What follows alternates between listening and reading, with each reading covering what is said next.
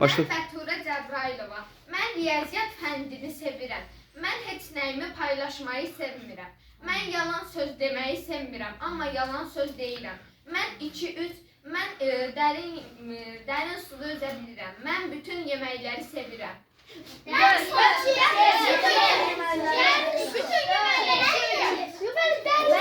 2 səhvdir. Mən dərin suda üzürəm, mənim o səhvdir. Mən 4.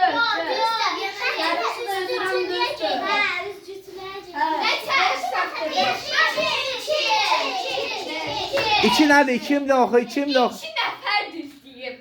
Nərgizlə Bagir. Mən bütün yeməkləri sevirəm Səma.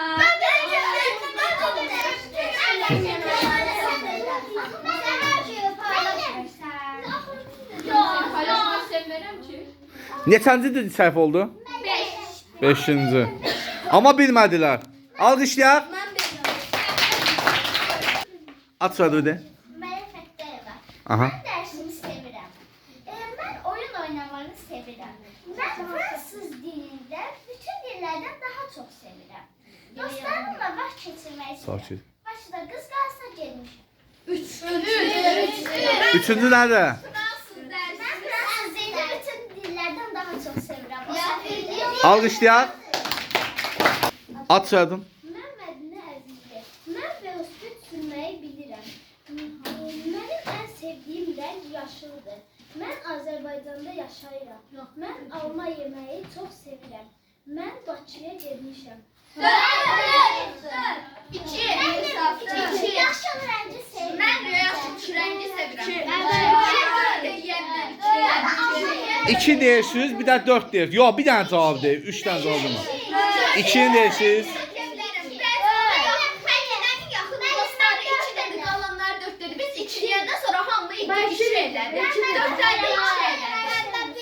İki nədir? 2 nə idi? Mən ən sevdiyim rəng yaşıldır. Düz deyirlər. Düz səhv odur. Nə hansı rəngdir?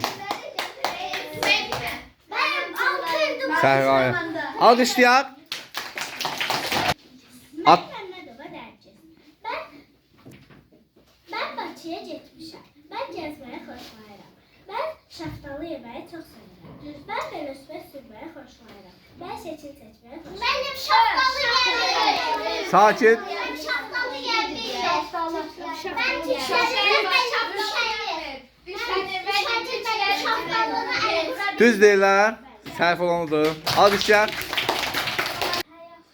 Buyur. Mən Cəbrailova Səma. Mən yayda üzgüçülüyə gedirəm. Mən əqrəb bürcüyəm. Mən vurma cədvəlini yaxşı bilirəm. Mən 2015-ci ildə anadan olmuşam. Mənim saçım uzundur. Hamı onu deyir. Düz alqışlayaq. Yox. Ad Mənim adım Nuri Bagirdir. Mən yaxşı üzürəm. Mən riyaziyyatı sevirəm. Mən borsa içməyi sevirəm. Mən maşın sürmüşəm. Mənə bir dəfə 100 manat veriblər. Yox, mənə bir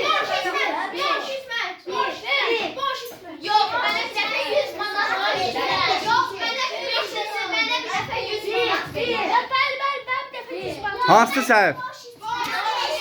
Bildir. Mən yaxşı üzürəm. Mən demişdim, mən demişdim. Alqışlayaq. Başladıq. Adı nədir?